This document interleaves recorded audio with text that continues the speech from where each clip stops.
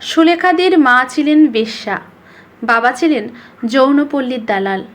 সুলেখাদির গায়ের রং ছিল অমাবস্যার মতো মায়াবী, কপাল ছিল চিতার মতন পোড়া। সুলেখাদির বাড়ি ছিল আমার মামার বাড়ির গ্রামে। তস্য গরিব বাড়ির মেয়ে মানুষ ছিলেন সুলেখাদির মা। সুলেখাদি বাবা বলে চিনত যাকে, তিনি বিয়ের নাম করে নাকি যৌনপল্লীতে বিক্রি করেছিলেন নিজের স্ত্রীকে। মা বলতেন, এক কালী পুজোর ভাসানের রাত্রিরে গলায় দড়ি নিয়েছিলেন সুলেখাদির মা। পুলিশ এসেছিল মধ্যরাত্রিরে, আর সেই রাতেই নিজের নাতনিকে নিয়ে গ্রাম ছেড়েছিলেন রায়মণি পিসিমা। সেই থেকেই আমাদের গায়ের শেষ প্রান্তে সুলেখাদির বাড়ি।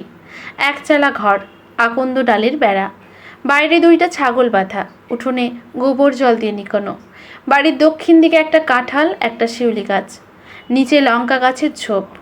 ঘরের ভিতর 2খানা মানুষ, বুড়ি রায়মণি পিসিমা আর একখান হাঁটু জল মরা জ্যোৎস্নার মেয়ে, আমার সুলেখা দিদি। সুলেখা দিদির যখন 5 বছর বয়স, তখন রায়মণি পিসিমা দিদিকে নিয়ে গেছিল বাবার কাছে। আমাদের ঘর চলতো বাবার টিউশনির টাকায়।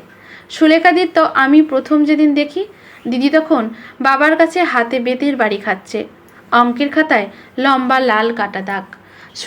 সুলেখাদিকে আমি দ্বিতীয়বার দেখেছিলাম আমার জন্মদিনে, একটা পায়েসের বাটি হাতে। 17তম বার দেখেছিলাম দিদির হাতের সেলায় একটা সফেদ রঙের চাদরে হলুদ সবুজ সুতো দিয়ে অমলতাস বুনেছিল সুলেখাদি। 33তম বারে দিদি আমার জন্য করম চা মাখা এনেছিল এক কালবৈশাখীর বিকেলে। 41তম বারে আমার জন্য এনেছিল একগুচ্ছ সফেদ শিউলি ফুল। 72 বারের বেলা উঠোনে বসেছিলাম দিদির দরাজ গলায় রামপ্রসাদী শ্যামা সঙ্গীত। আর তার ঠিক 10খানা শরৎ ঋতু পেরিয়ে 353তম বারে বাবাকে দেখানোর জন্য দিদি এনেছিল নিজের মাধ্যমিকের ফার্স্ট ক্লাস রেজাল্ট। আজকের মতন এক কালী পুজোর ভাসানের রাত্রিরে আমি জীবনে শেষবার দেখেছিলাম সুলেখাদিকে। সারা গায়ে সেদিন শ্যামা মায়ের বিসর্জনের আলো। বড়দের মুখে শুনেছিলাম দিদি নাকি সেদিন সেলাই শিখতে গেছিল শহরে। গধূলিবেলায় নিজের দরাজ গলায় রামপ্রসাদী শ্যামা সঙ্গীত গাইতে গাইতে সাইকেলে করে ফিরছিল বাড়ি।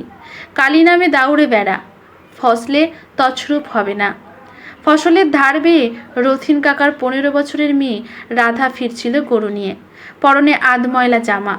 অন্ধকার কাটাঝোপ থেকে হঠাৎ রাধার ওপর অভিশাপের মতো ঝাঁপিয়ে পড়েছিল 2টা নরপেশু। মুখ চেপে রুমাল বেঁধে হির হির করে টেনে নিয়ে যাচ্ছিল আলপথে।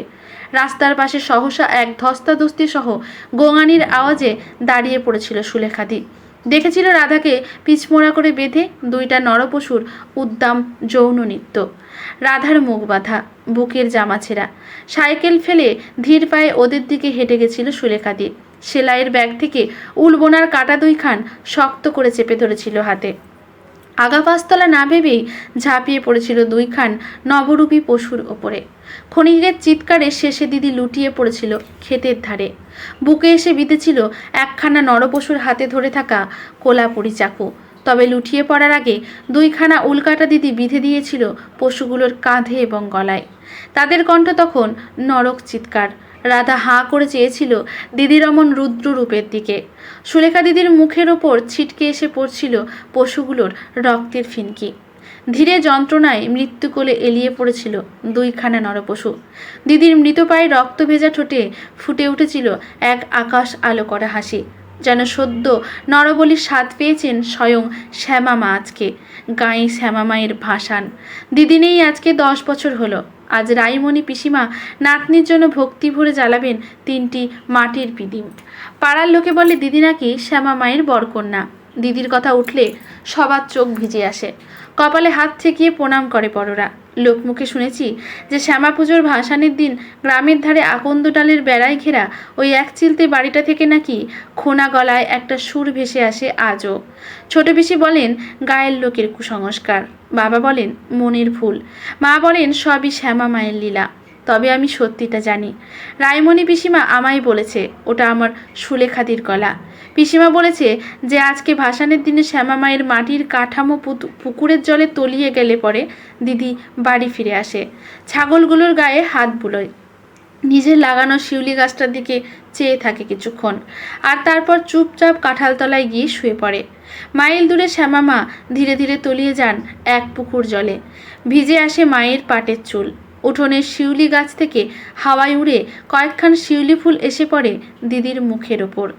আকাশে ভেসে ওঠে একটা খোনা গলার সুর। চোখ ভিজে আসে গায়ের ছোট বড় সকলের।